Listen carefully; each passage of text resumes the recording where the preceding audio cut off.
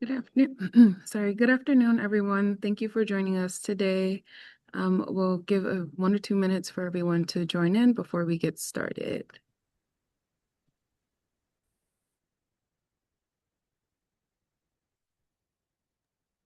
Buenas tardes a todo el mundo. Gracias por unirse aquí en el día de hoy. Vamos a darle 1 o 2 minutos más a todo el mundo para que se puedan unir antes de que empecemos.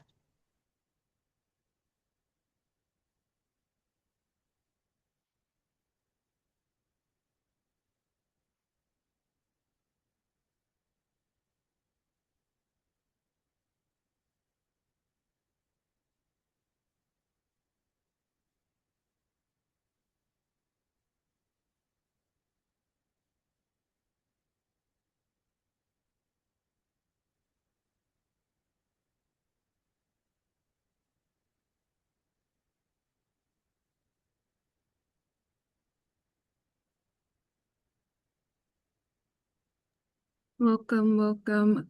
We're going to give it another minute before we get started, but thank you for joining in.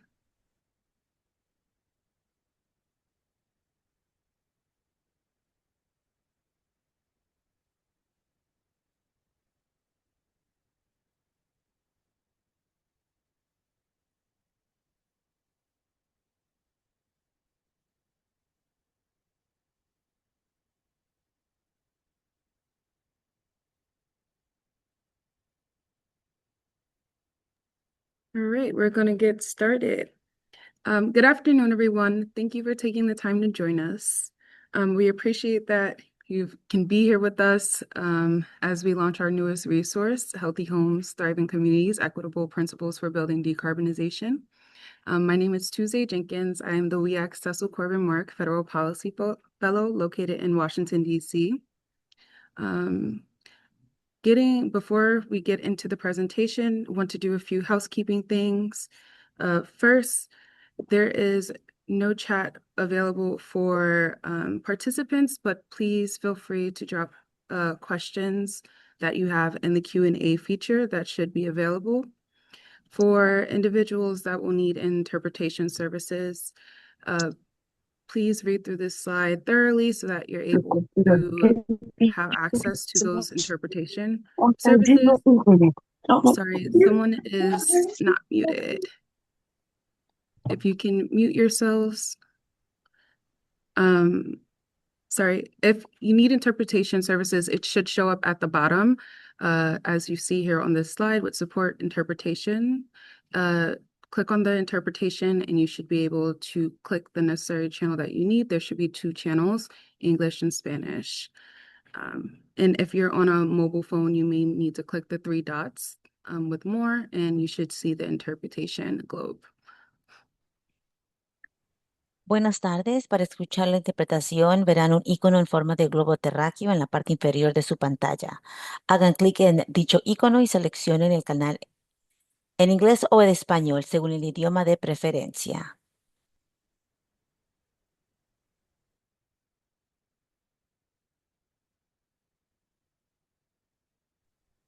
So again, good afternoon, everyone. I am Tuesday Jenkins, WEAC's Cecil Corbin Mark Federal Policy Fellow located here in DC.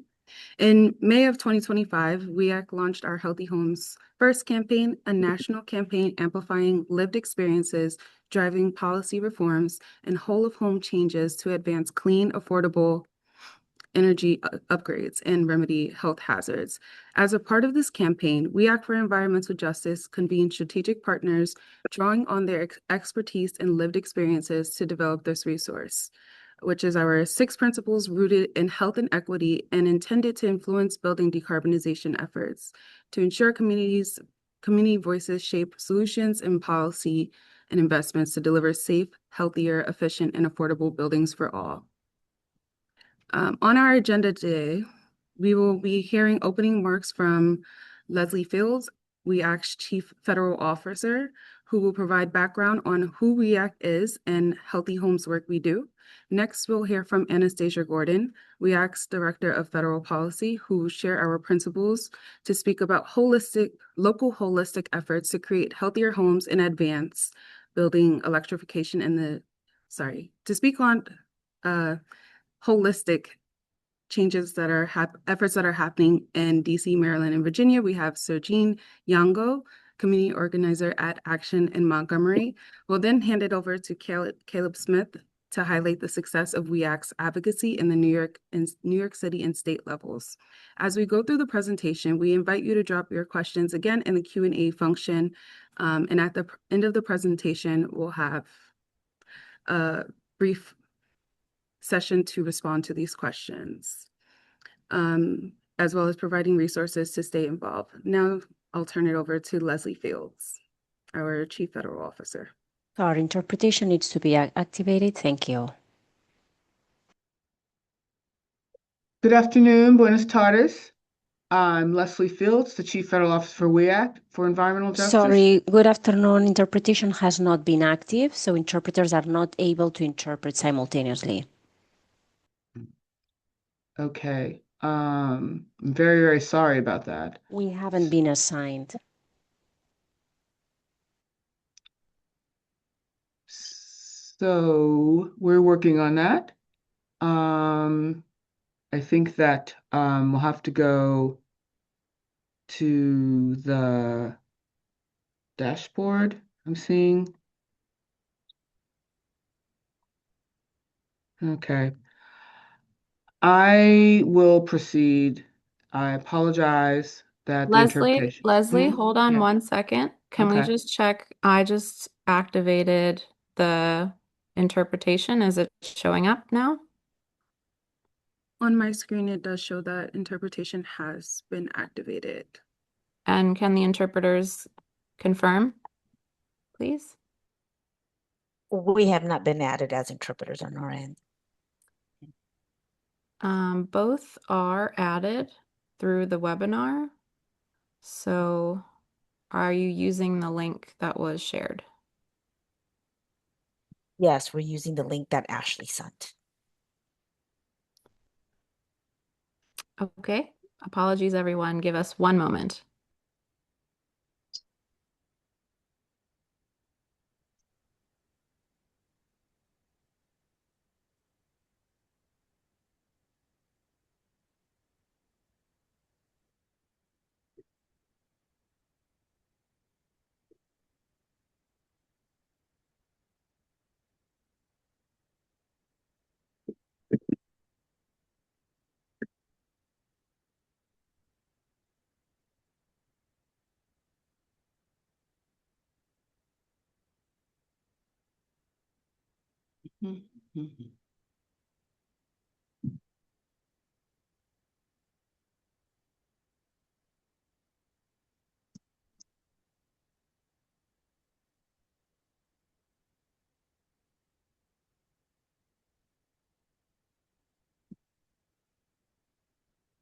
Hi, interpreters. Are you both added?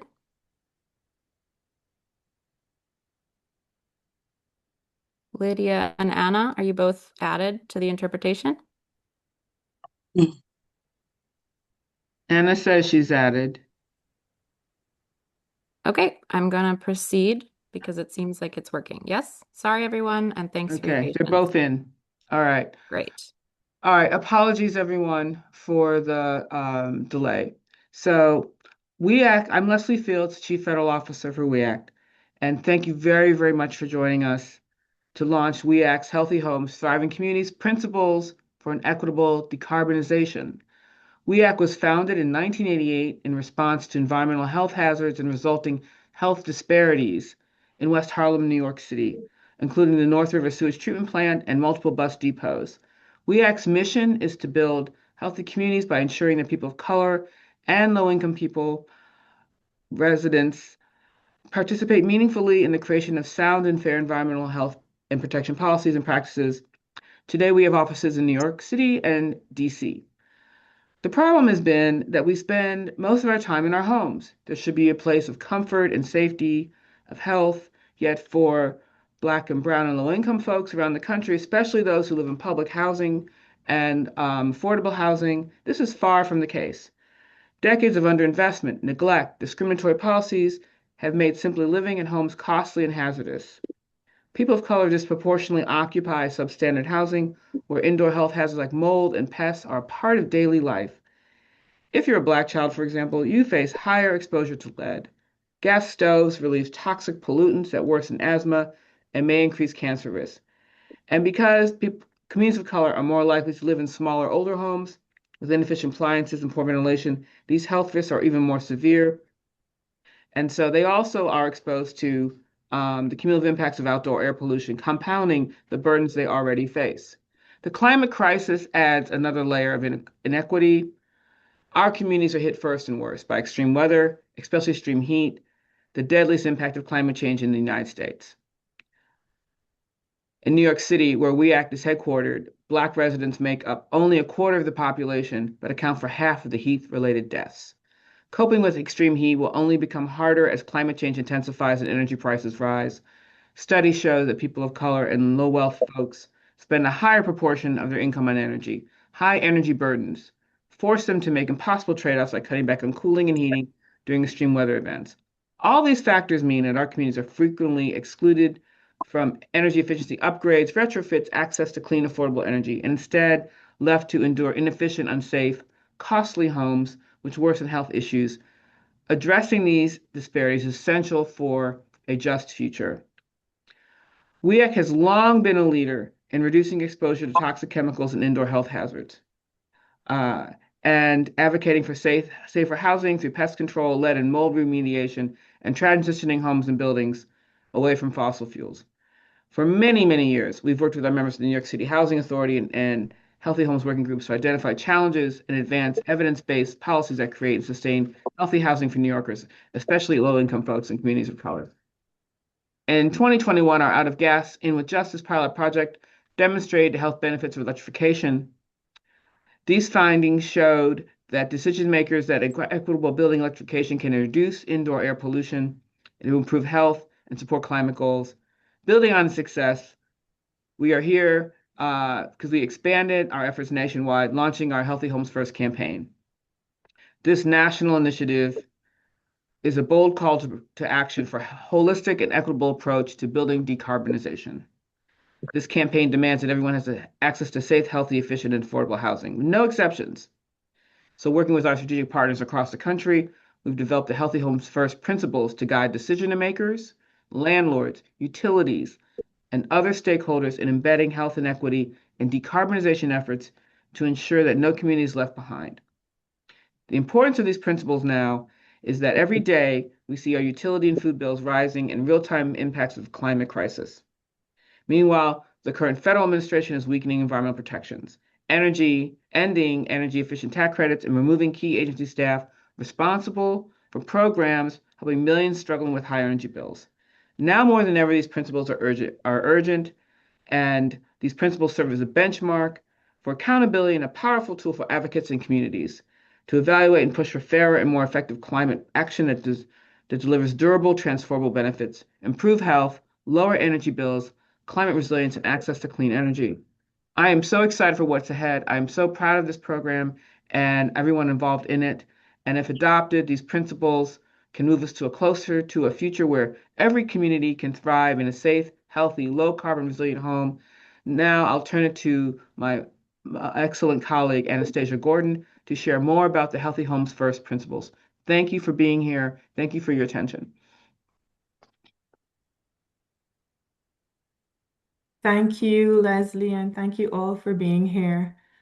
I'm Anastasia Gordon. I'm the Federal Policy Director here at WEACT, and I'll be giving you an overview of our principles.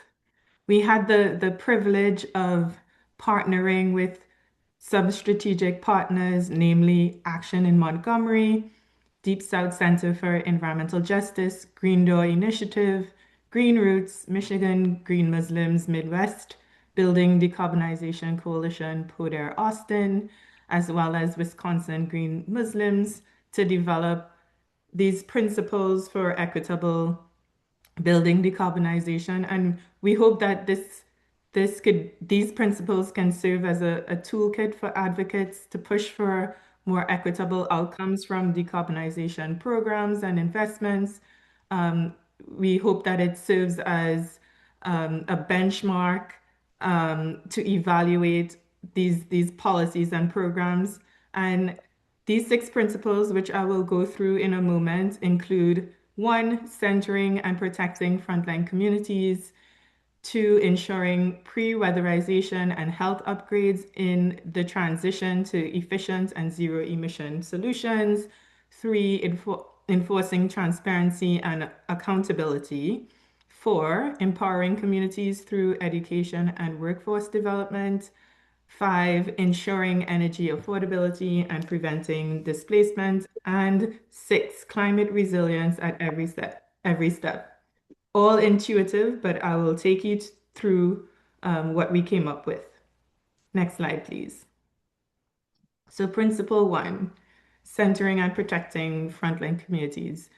We know that communities of color and low-income households, as well as Indigenous and immigrant communities, are all on the front lines of multiple crises: climate, public health, housing, energy. And for generations, they have been harmed and excluded from policies and programs that ignored their needs. And so equitable building decarbonization must correct these injustices by centering residents' priorities in the planning, development, and implementation of decarbonization policies and investments. So some of the recommendations, they are not the whole list, but some of them we included in our report are: 1, identify households being affected by these decarbonization policies and programs, especially those facing pollution and energy and housing and climate burdens. And we can utilize tools like the EJ screen. And I know these tools have been removed, but there are a number of states that have really great environmental justice screening and mapping tools that can identify these communities.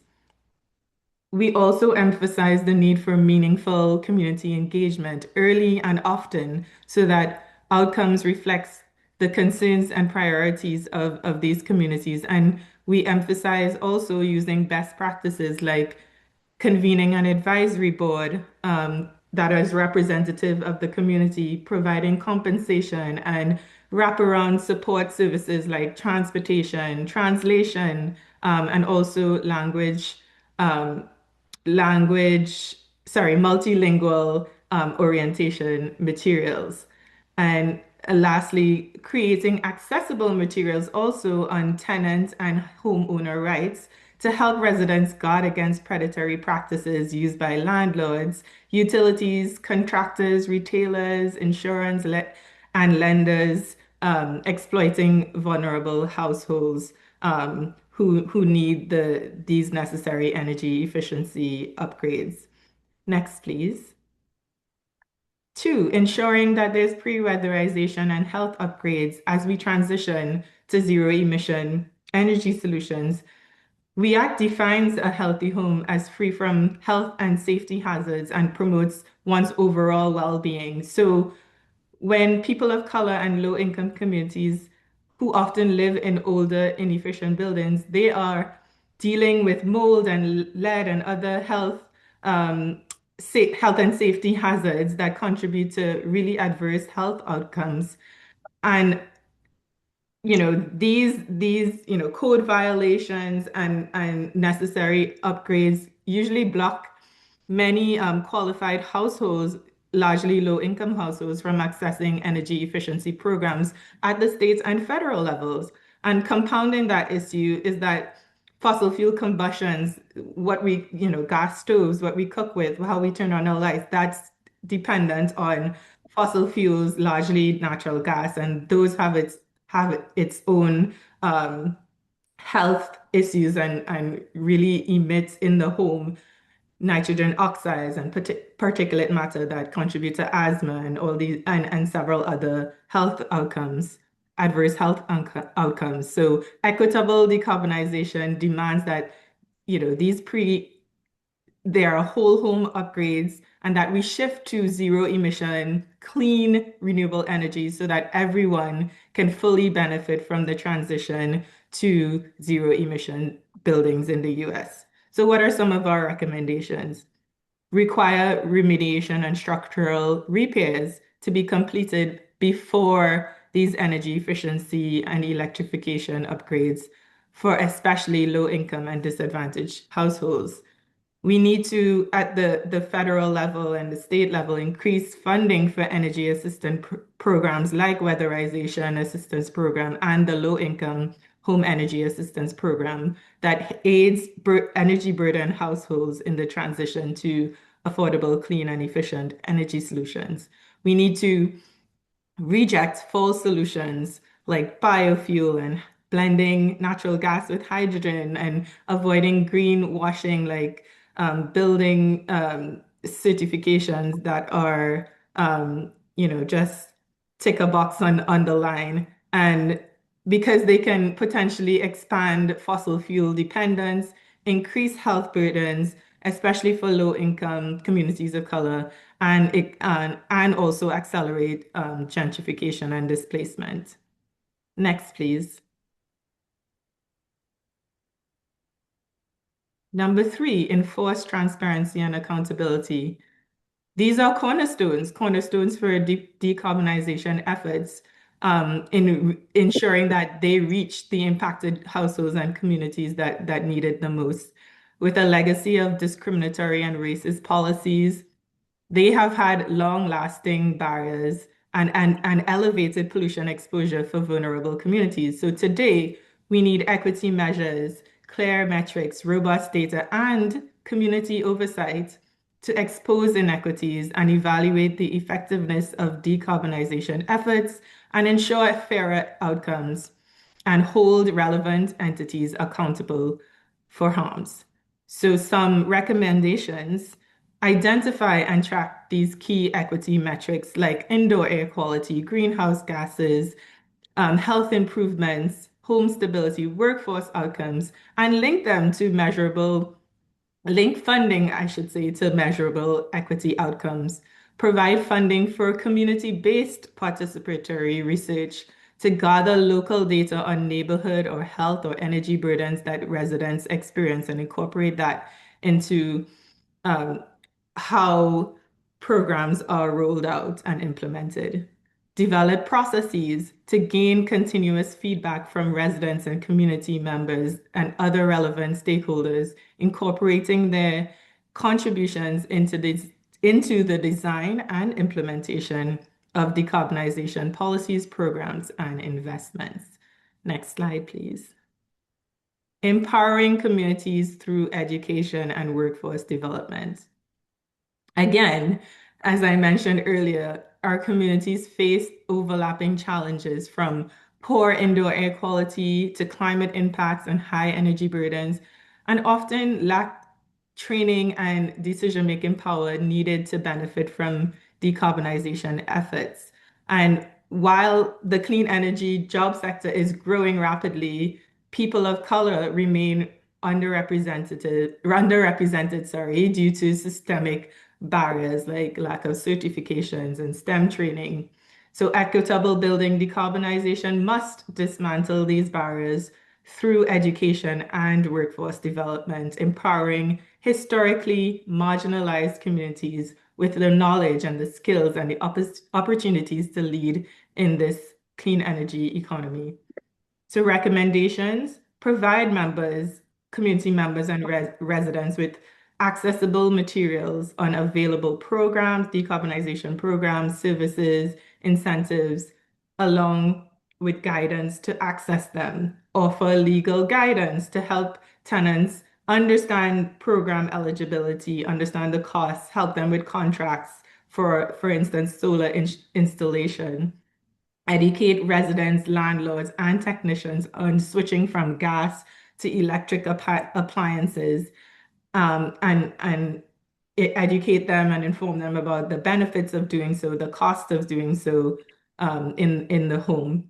Provide low or free cost workforce training, prioritizing local residents from historically marginalized communities so that they gain the skills and certifications for green jobs like hazard remediation and solar installation and all these different things. offer wraparound services like daycare and transportation reimbursement to reduce barriers to completing training and program and job programs that they are receiving. Next slide, please.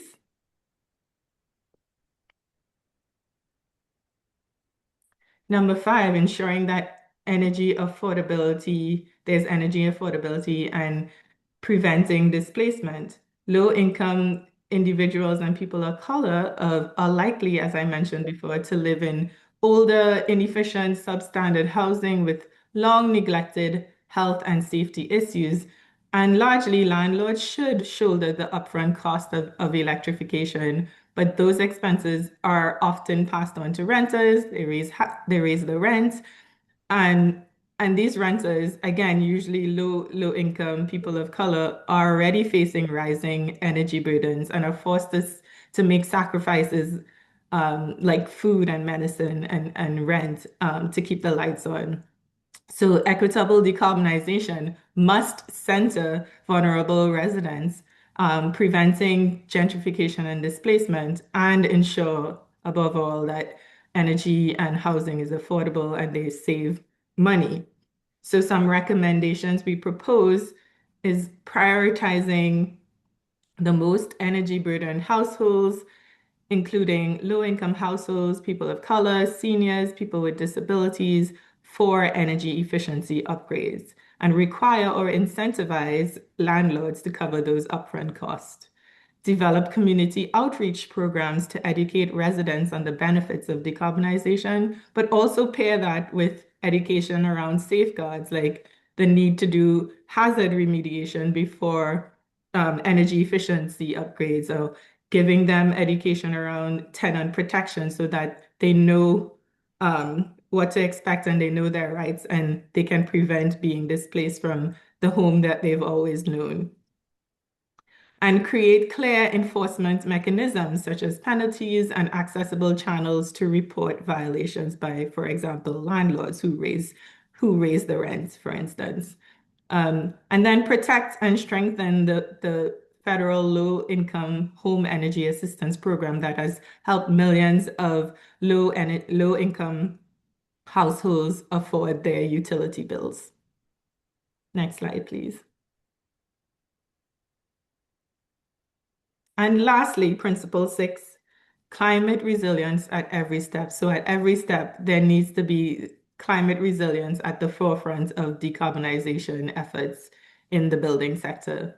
So many Indigenous, low-income, and communities of color are concentrated in high-risk climate zones and therefore disproportionately affected by flooding and hurricanes and extreme heat and cold. And as these climate-driven disasters intensify, these impacts threaten their lives, their livelihoods, and their cultures, while also driving up rent and insurance costs that can lead ultimately to displacement. So decarbonization efforts must prioritize upgrades that protect residents and ensure homes are really and truly climate resilient. So what are some of the recommendations we propose? Invest and incentivize climate resilient upgrades. We're talking about things like stronger roofing, improved installation, flood protection, and targeting particularly these climate vulnerable communities.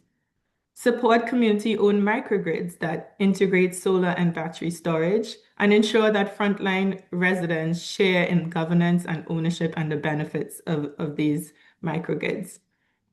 Enact tenant protections to prevent rent increases and regulate insurance, barring the use of the act of God to deny residents claims or raise premiums before or after climate disasters. That's one of the things that our group really had a robust discussion about, and we've proposed in our principles document. So these are our 6 principles. And next, I'll pass it over to my colleague, Sergine, community organizer at Action in Montgomery, to really showcase how these principles outwork themselves on the ground. Good morning, everyone. My name is Sergine Yengo. I've I've been organizing with Action in Montgomery since 2015.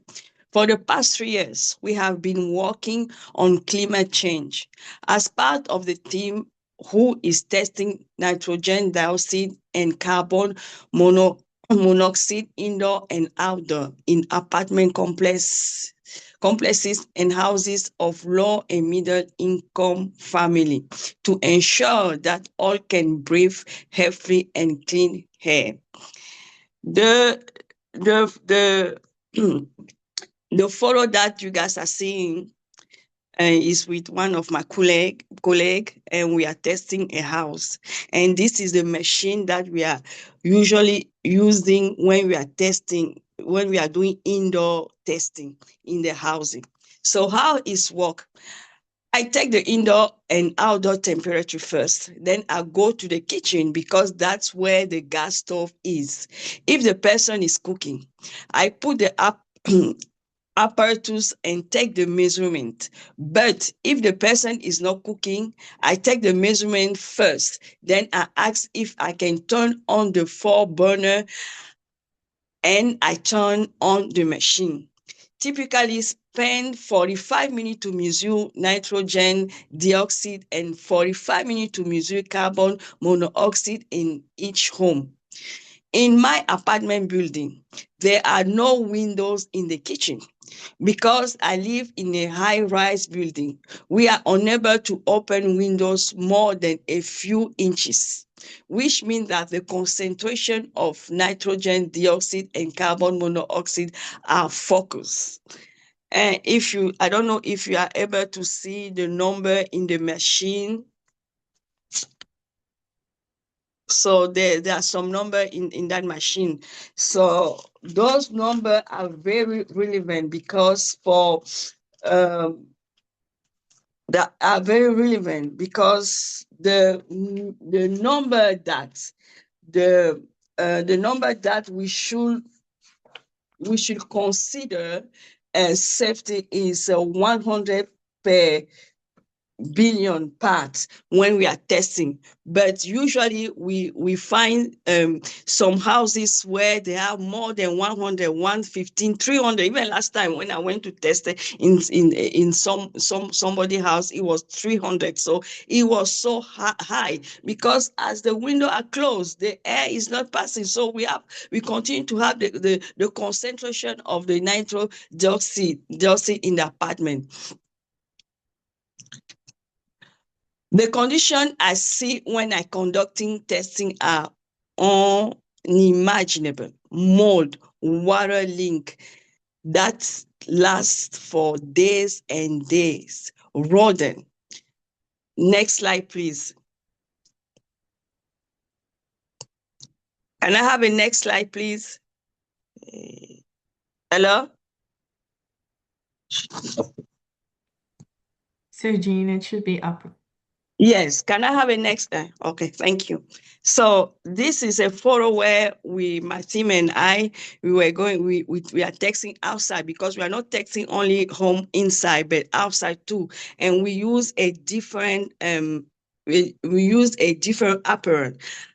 This is yellow, and we use the same material to test a link of the link gas in the apartment because there are some apartment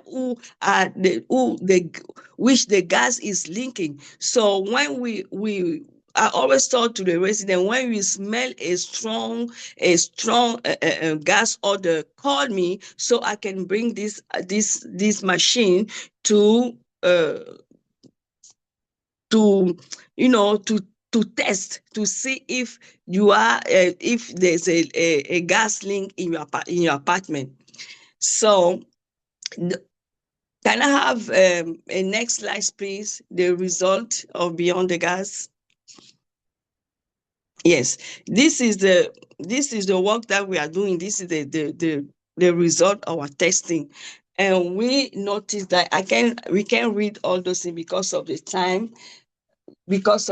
So as we are seeing, the number is 63% of the home that was testing above 100 per 100 parts per billion.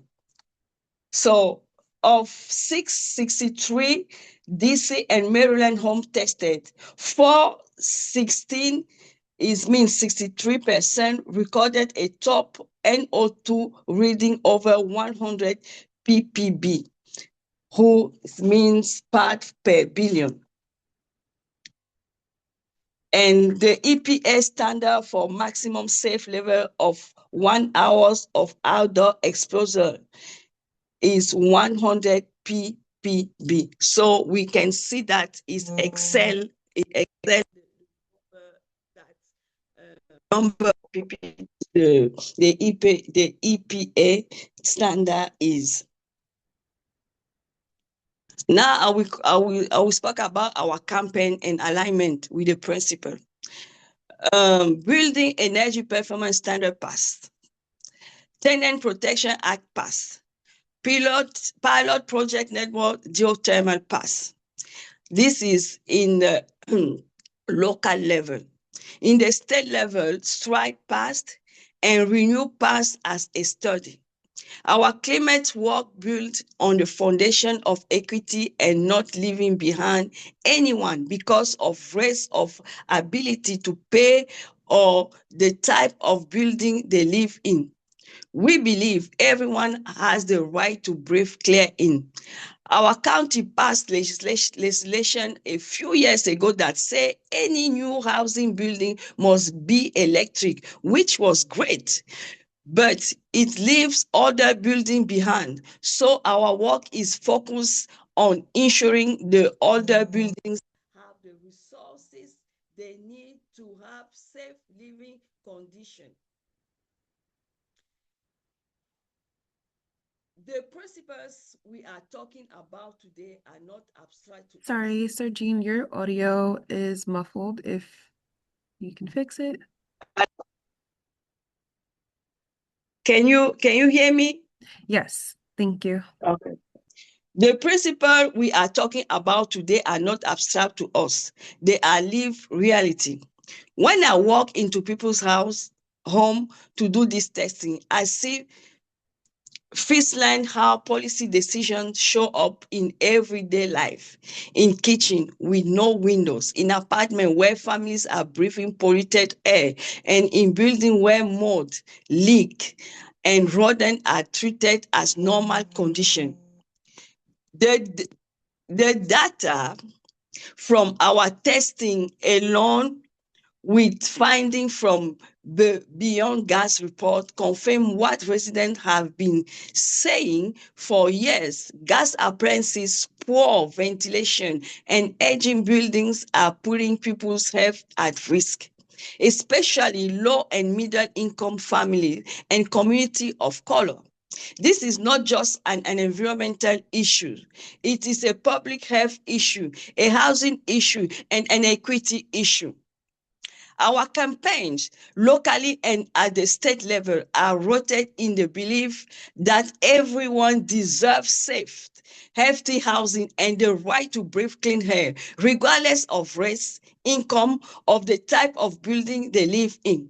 While progress has been made through policy like building energy performance standard, tenant protection, stride, and renew, we also recognize the gaps. New all-electric buildings are important, but they do not help family living today in all those buildings that are being left behind. Like my building where I'm living today is a whole building. The building is since 1962. That is why our work continue to center equity and accountability, ensuring that climate solutions reach the people who need them most. When we invest cleaner energy, either homes and protection for tenants, we are not just reducing emission, we are protecting life. This is what it looks like to put principles into practice, listening to residents, following the data, and fighting for solutions that leave no one behind. And I thank you to participate today this webinar. Thank you, everyone. Hello? Yes. All right. Yes. Thank you so much for sharing your organization's work at Action in Montgomery. Before I turn it over to Caleb, I wanted, as a reminder to everyone, if you need to access interpretation, at the bottom of your screen, you'll see a globe shape icon at which you can choose which channel you need to access for interpretation. And then if you're joining from a mobile phone, you'll see 3 dots, which you'll need to click more in order to access that interpretation globe. And again, we have for your questions and answers, please enter that into the question and answer function. And at the end of the presentation, we'll answer any questions. For now, going to turn it over to Caleb from our New York City Policy Office. Thank you, Tuesday. And thank you, Sergine. Really insightful, and I appreciate your passion and commitment to this work. So just to zoom in on New York, we have a history of demonstrating the urgency of decarbonization and transforming the lives of low-income residents. We're still in the midst of foundational work, advancing policies that impact the kitchen table, things like energy efficiency, health and safety repairs, indoor air quality, thermal comfort, and pre-electrification retrofits are crucial to improving health and quality of life without driving displacement. Our groundbreaking Out of Gas In with Justice pilot helped push the importance and feasibility of transitioning to electric appliances into the national dialogue, especially when it comes to affordable housing. We also played a significant role in the passage of Local Law 154 of 2021, New York City's All Electric Building Act, and the statewide equivalent. Just pausing for a second. Is everyone muted? All right, thanks. I can go more into detail about the local and statewide electric building laws in the Q&A, as the political landscapes have varied in their respective contexts, but both pieces of legislation have been pivotal in the fight for cleaner, healthier housing. Next slide, please. As for our more recent advocacy, Eric Walker, our senior energy policy advisor, he's been really engaged in building and leading a coalition focused on shifting ratepayer funded resources toward low to median income households over the past 2 years.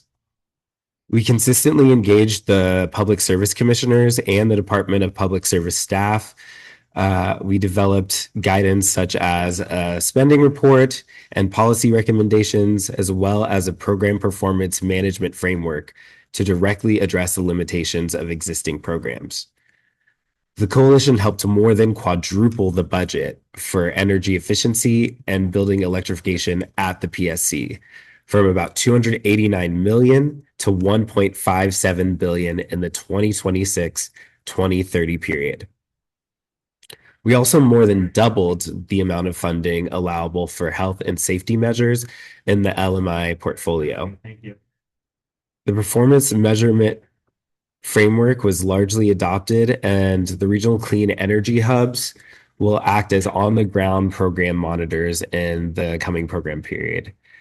Just some brief background about the regional clean energy hubs. WEACT is the host for the Regional Clean Energy Hub in Manhattan.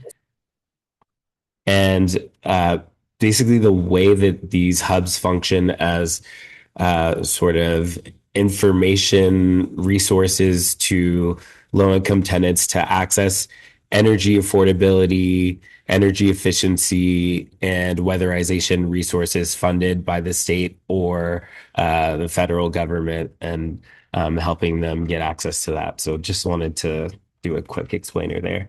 Next slide, please.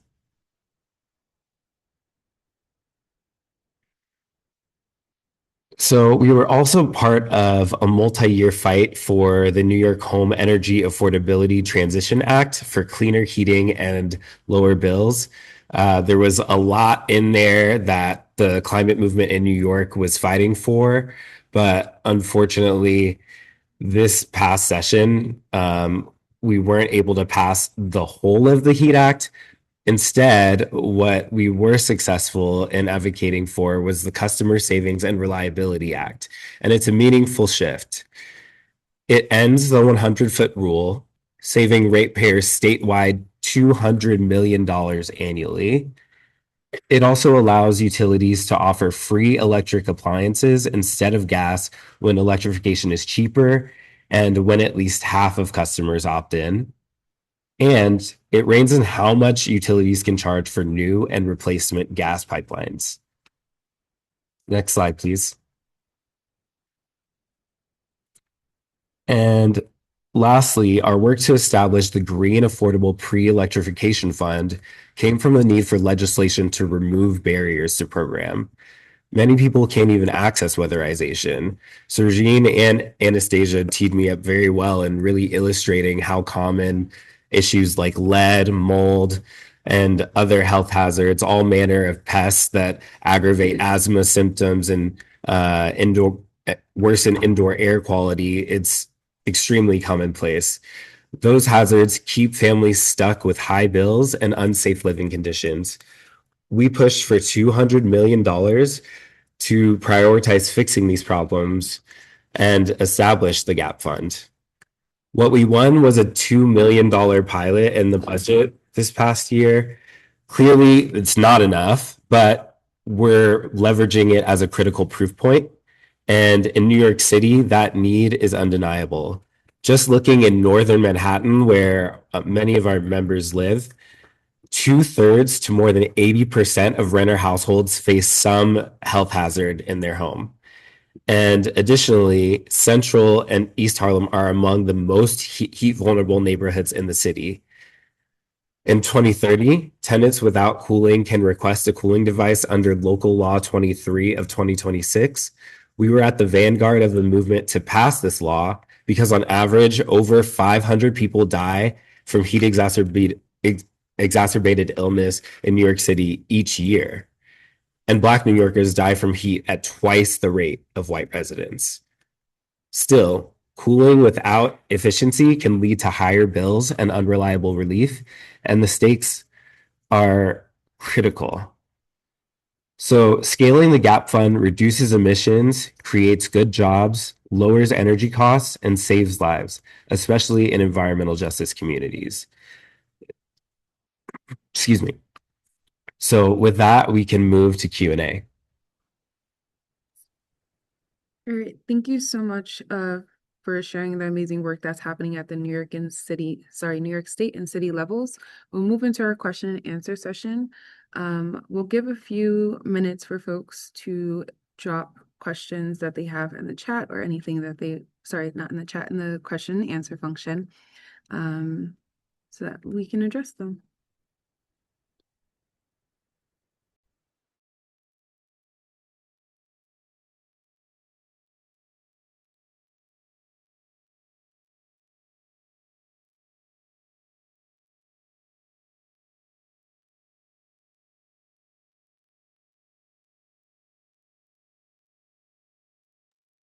From Lauren, we have a documentary on extreme heat issues in Chicago, which we can put a part of resources or share that out later for individuals to be able to access.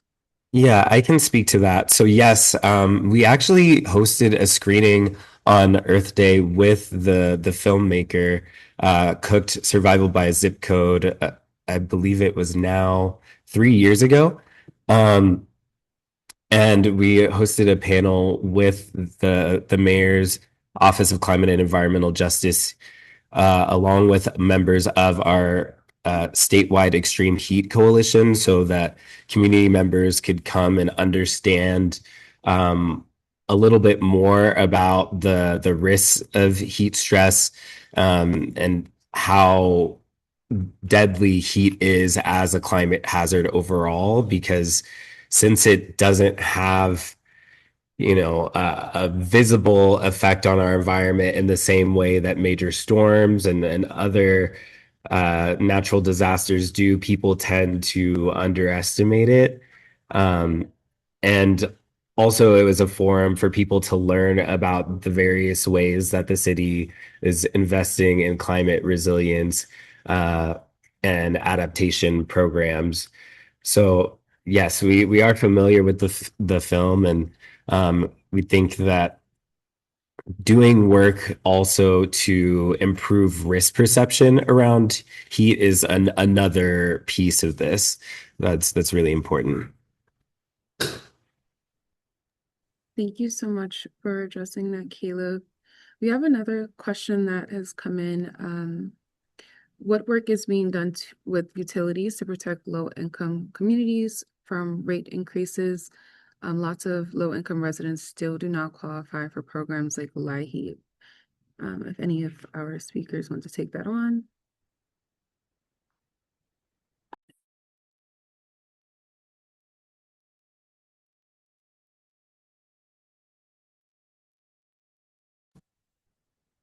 I guess I can start, and if the federal policy team has more thoughts on this, feel free to chime in.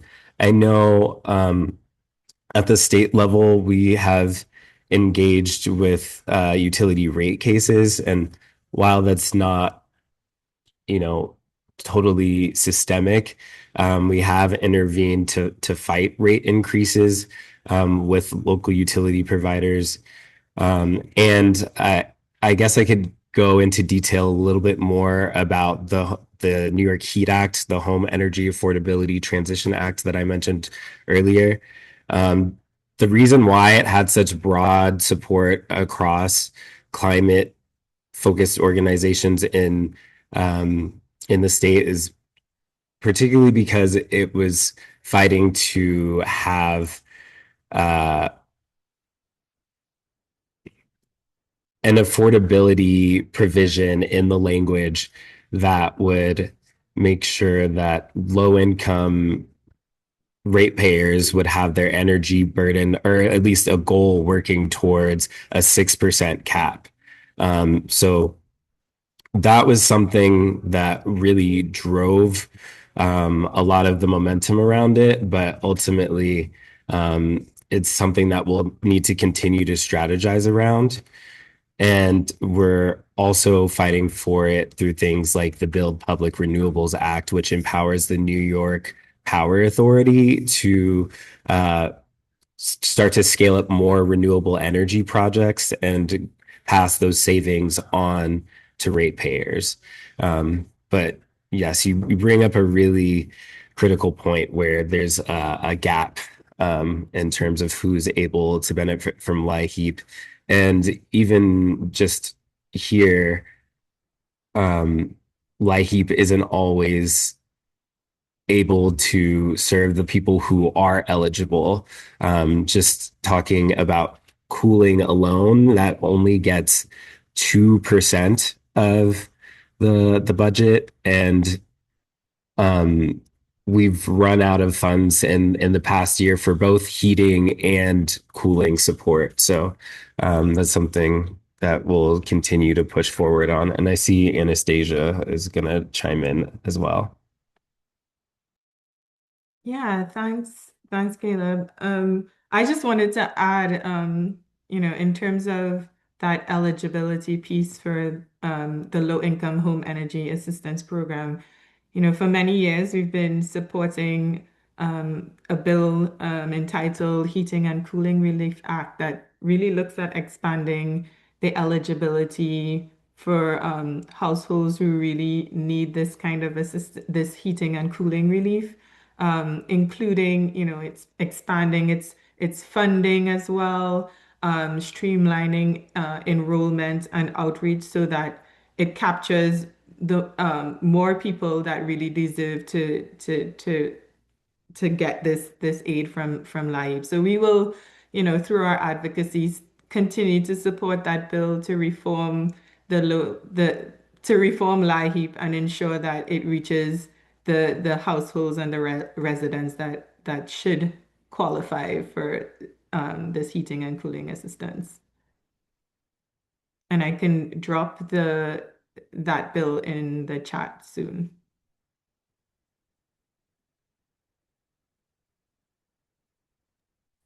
We do have time for another question if anyone has any questions that they would like to be answered.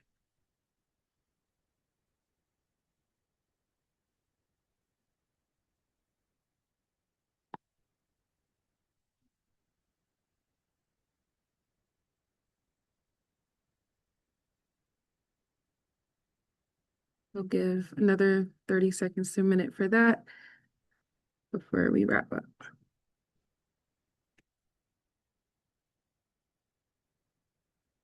So we have another question that's come in. During weather crises that shut off electric energy, what is done for heat in the winter? I can pass that to Anastasia if you don't mind. Sure, this is one of the topics we discussed in our equity table.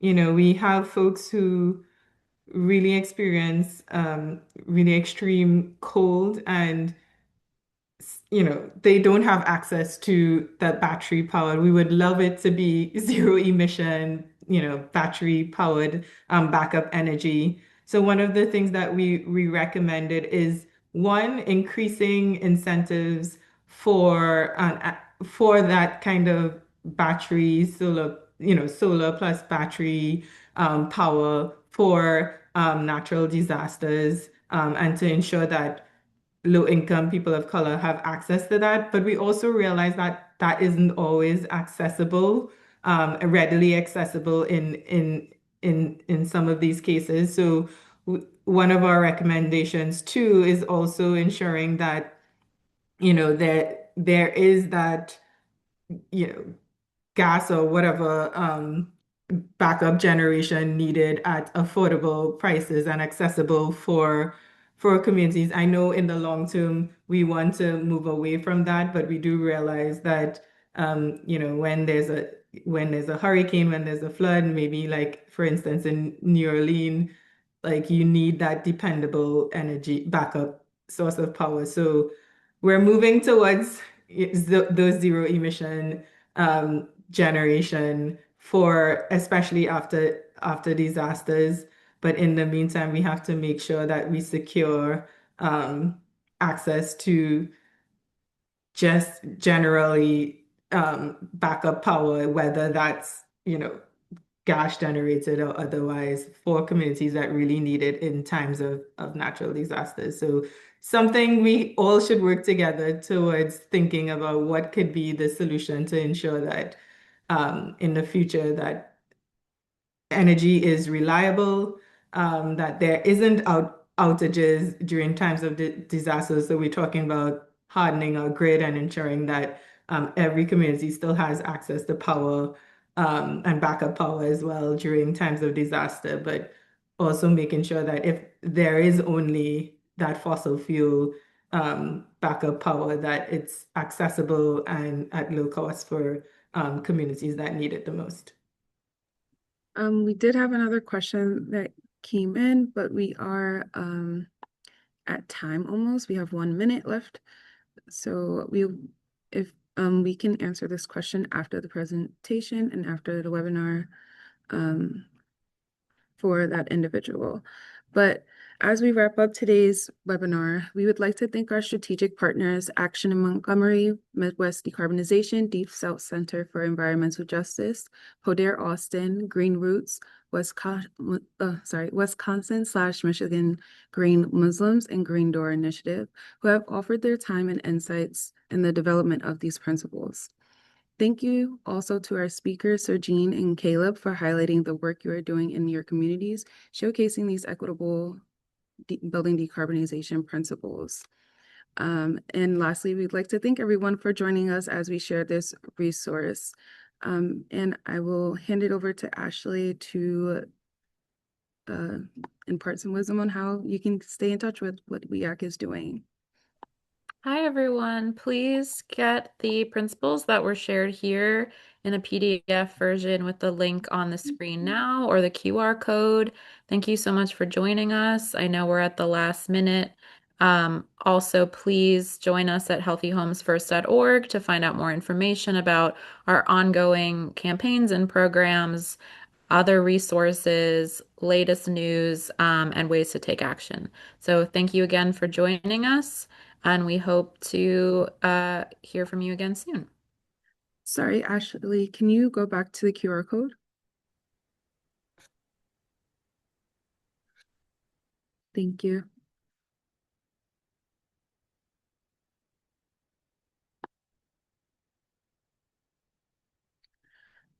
But thank you so much, everyone, for joining in, and we hope you have a wonderful rest of your days.